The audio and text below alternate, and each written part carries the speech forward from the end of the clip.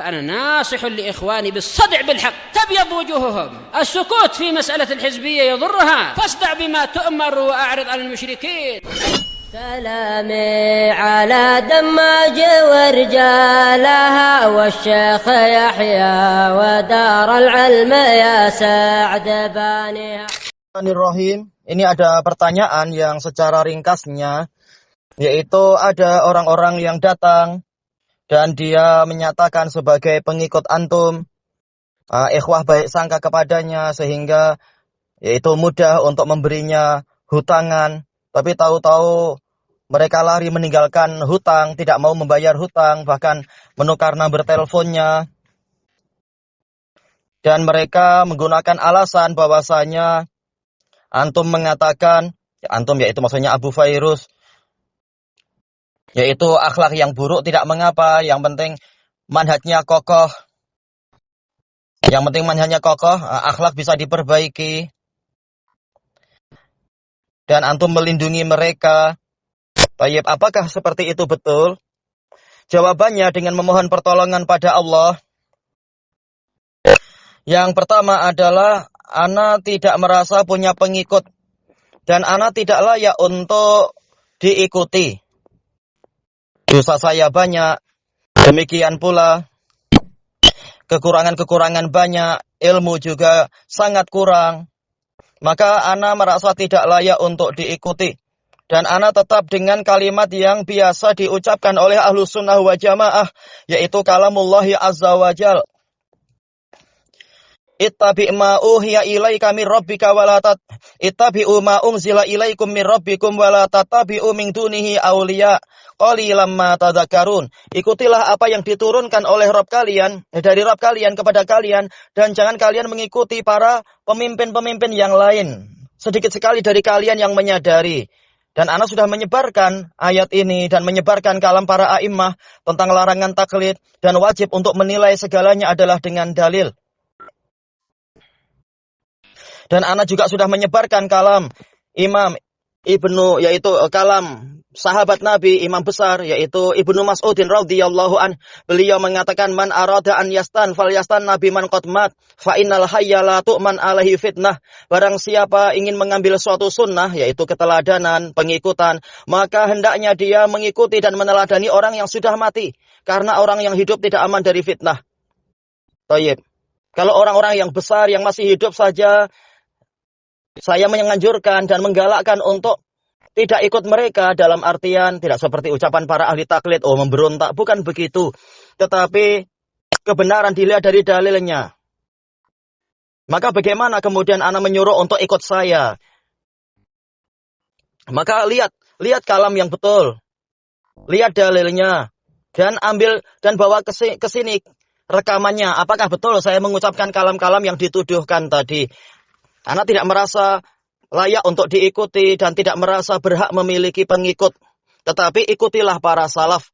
Dan ana juga telah menyebarkan firman Allah Ta'ala, ittabi' ma, yaitu Allah Ta'ala mengatakan, yaitu menyebarkan firman Allah Ta'ala, alladzina yattabi'una ma, alladzina yastami'una al-qawla fayattabi'una ahsanah, ulaika alladzina hadallahu wa ulaika hum ulul albab. Mereka adalah orang-orang yang menyimak kalimat, kalam, kemudian mereka mengikuti yang terbaiknya. Mereka itulah orang-orang yang hadahumullah, diberi hidayah oleh Allah, dan mereka itulah orang-orang yang memiliki mata hati yang tajam. Jadi mendengar kalam-kalam kemudian mengikuti yang terbaik. Dan juga ana telah menyebarkan kalamullahi azza wa jal.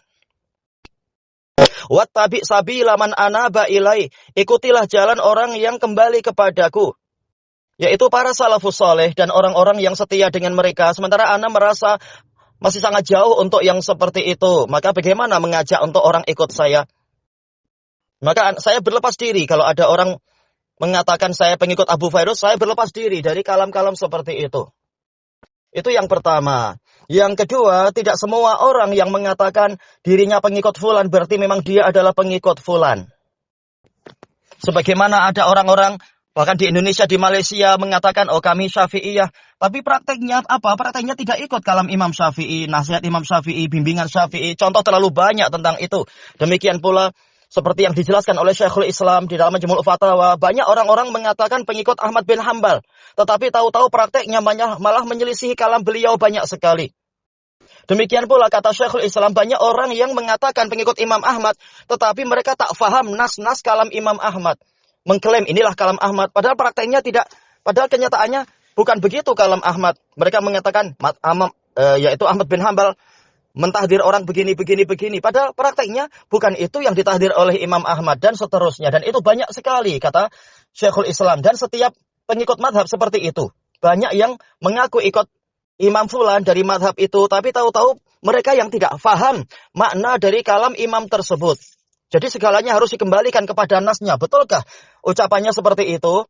Ataukah sekedar ketika orang sudah benci, kemudian mencari pembenaran, mengatakan, oh kelompok ini bilang begini terhadap Abu Fairuz, maka berarti Abu Fairuz begini. Betulkah Abu Fairuz mengucapkan itu? Harus dilihat nasnya lagi. Kemudian dari sisi yang lain, adalah bahwasanya Rasulullah SAW datang dengan agama yang sempurna. Datang membawa tauhid, memerangi bid'ah, memerangi kesyirikan. Datang membawa iman, memerangi kekufuran. Datang membawa sunnah, memerangi kebid'ahan. Datang membawa ketaatan, memerangi kemaksiatan. Dan kita diperintahkan untuk ikut secara sempurna. Allah Ta'ala mengatakan, ya ayyuhalladzina amanu, udkhulu fis-silmi kafah. Wahai orang-orang yang beriman, masuklah kalian ke dalam Islam secara keseluruhan. Kata Imam Ibnu Katsir, yaitu ke seluruh syariat Islam. Jangan seperti pengikut hawa nafsu, yaitu hanya ikut bagian ini, tak mau ikut yang itu, dan seterusnya. Atau seperti yang boleh jadi, seperti itulah tuduhannya, yaitu hanya ikut bagian manhaj, tapi tidak ikut bagian akhlak, tidak ikut bagian fikih, tidak ikut bagian ini dan itu. Atau yang lain hanya ikut bagian akhlak, tapi tidak ikut bagian manhaj, tidak ikut bagian tauhid, dan seterusnya. Bukan seperti itu. Islam harus ditaati secara keseluruhan. Nabi tidak hanya datang membawa satu sisi, tapi semua sisi yang mendatangkan kemaslahatan dan menolak kemudaratan. Maka ana berlepas diri dari orang yang mengatakan pengikut Abu Fairuz itu hanya mementingkan manhaj, tidak mementingkan akhlak. Ana berlepas diri dari tuduhan seperti itu dan dari orang yang mengikuti langkah seperti itu. Itu haram. Karena Rasulullah SAW menjadi teladan secara mutlak di dalam urusan agama ini. Laqad kana lakum fi Rasulillahi uswatun hasanah. Sungguh telah ada untuk kalian pada diri Rasulullah teladan yang baik. Bukan hanya teladan baik dalam masalah manhaj saja, tetapi dalam masalah akhlak. Dan seterusnya. Dalil banyak sekali ma'ruf tentang ini.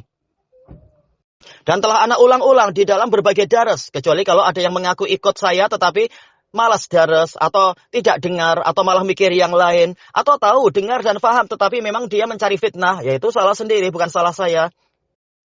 Telah ana sebarkan kalam-kalam Nabi SAW, innama bu'ithu liutammima makarimal akhlak.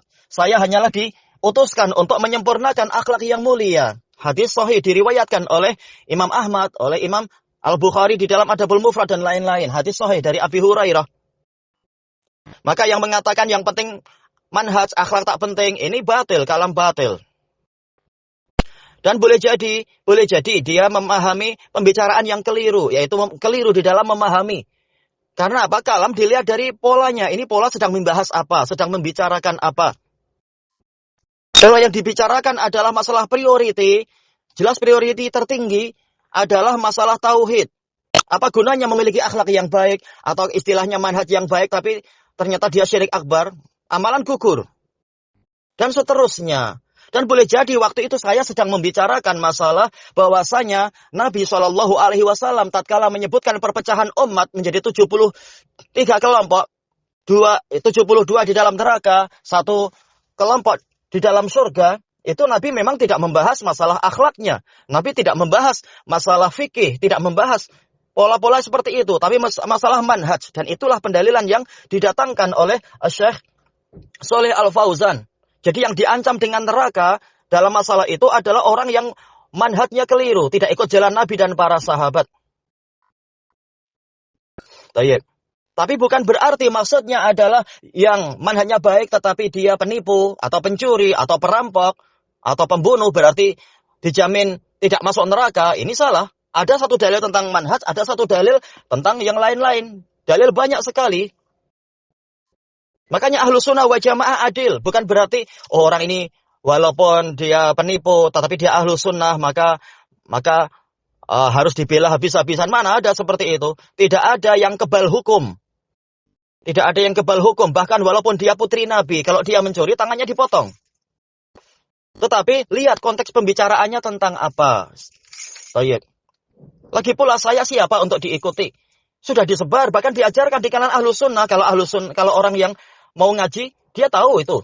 Kalam dari Imam Al-Barbahari rahimahullahu ta'ala di dalam Syarhus Sunnah, dan juga itu diabadikan di dalam Tabaqatul Hanabilah, kalam Imam Al-Barbahari. Jika engkau melihat ada orang yang toriknya buruk, madhabnya buruk, yaitu metode, madhabnya buruk, bahkan fasikon, fajiron, asian, tetapi dia dari ahlu sunnah, maka bersahabatlah dengan dia.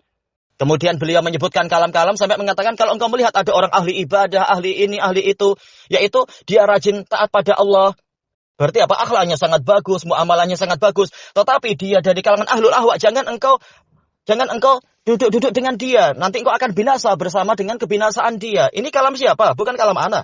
Ini kalam Imam Al-Barbahari. Dan kita tahu apa yang beliau maksudkan, yaitu priority. Jangan karena orang ini akhlaknya buruk, tetapi memang manhajnya betul. Kemudian kita buang dia semata-mata masalah itu, sementara yang pengekor hawa nafsu, tapi akhlaknya bagus, nampak bagus, menyenangkan dunia orang. Karena rata-rata orang menilai dari sisi dunia, bukan lihat dari akidah dan manhaj, tapi akhlak.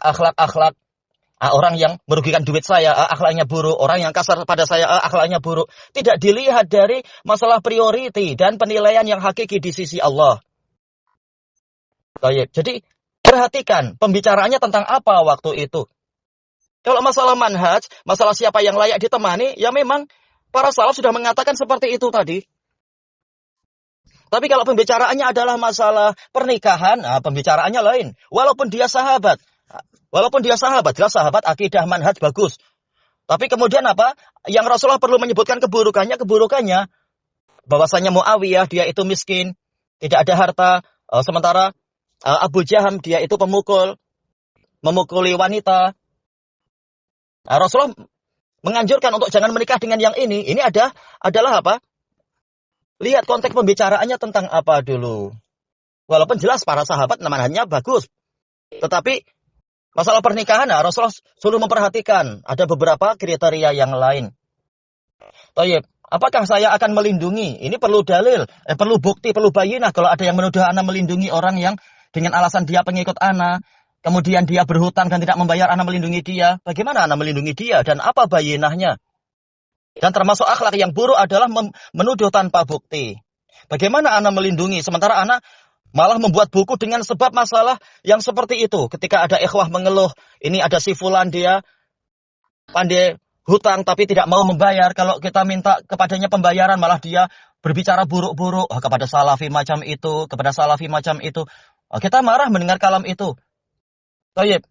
Padahal orang ini benar, yaitu dia meminta pembayaran hutang. Dia sendiri perlu duit.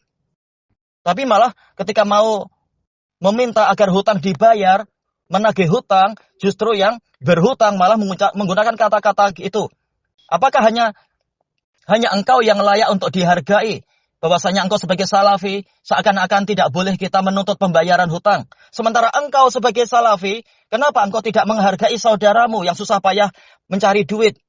Seenaknya saja meminta duit untuk, yaitu meminta hutangan, yaitu seenaknya saja berhutang. Yang kalau ikhwan ini mungkin tidak mau memberi hutangan, lalu dipandang sinis, tak mau menolong saudara. Engkau sendiri menyia-nyiakan dan menyakiti saudaramu, menyusahkan saudaramu. Pandai hutang tapi tak pandai membayar. Ana sampai menulis buku tentang masalah itu. Bagaimana dikatakan ana melindungi orang yang seperti itu? Na'udzubillah. Dan juga banyak pembahasan tentang masalah akhlak yang mulia. Peringatan untuk waspada. Karena banyak sekali orang masuk neraka adalah karena lisannya dan karena kemaluan, karena lisan, karena perut, dan seterusnya. Pembahasan banyak dalam daras-daras ana. Ana tidak menyuruh orang ikut ana, tapi orang yang memang jujur mencari ilmu kepada ana, dia akan dapati itu, daras-daras tentang itu. Dan mendapatkan nasihat untuk menjaga akhlak yang mulia. Jangan sampai dengan sebab akhlak engkau yang tidak ikut akhlak Nabi, akhirnya orang lari dari dakwah. Ana sudah sebutkan dalil-dalil tentang itu, menyebarkan di buku-buku, mengajarkannya, dan menganjurkan anak-anak menghafalkan itu, dan seterusnya. Maka saya berlepas diri dari orang yang mengatakan dia ikut saya. Karena saya tak layak untuk diikuti. Tetapi kebenaran wajib diterima, walaupun dari orang yang paling bodoh seperti ana. Yaitu kembali ke ajaran salaf, bukan kepada ajaran saya. Saya tak layak diikuti. Baik. Kalau memang dia kalamnya hak, diterima walaupun dia orang yang jahat. Kalau kalamnya batil, wajib ditolak walaupun akhlaknya paling buruk, walaupun akhlaknya paling baik, dan seterusnya. Baik. Sama saja, yang bicara itu yang mengikuti atau yang diikuti. Orang besar atau orang kecil, dan seterusnya. Baik, di hadapan kebenaran semuanya statusnya sama, mengikuti kebenaran atau durhaka terhadap kebenaran. Bukan masalah, oh saya adalah orang besar, ikuti saya, kalam saya pasti betul, engkau anak kecil. Bukan begitu. Maka setiap tuduhan datangkan rekamannya. Betulkah saya mengucapkan seperti yang dituduhkan itu, dan seterusnya. Adapun masalah ikhwah baik sangka, itu bukan urusan ana. Ketika ada orang datang menyatakan dirinya adalah pengikut Abu Fairuz lalu baik sangka, apakah seperti itu? Apakah memang yang mengaku ikut Abu Fairuz berarti memang kenyataannya dia mengikuti Abu Fairuz? Sementara Abu Fairuz nggak menyuruh untuk ikut dirinya. Masalah ikhwah baik sangka, itu antara dia dengan orang itu.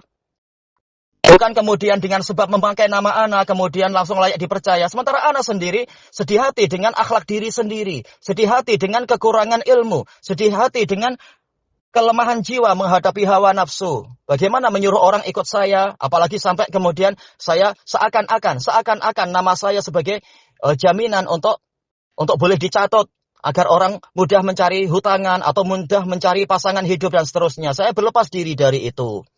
Baik. Cuma kalau bicara masalah priority, ya lihat priority, lihat pembahasannya tentang apa dulu. Baik. Wallahu a'lam walhamdulillahi rabbil alamin.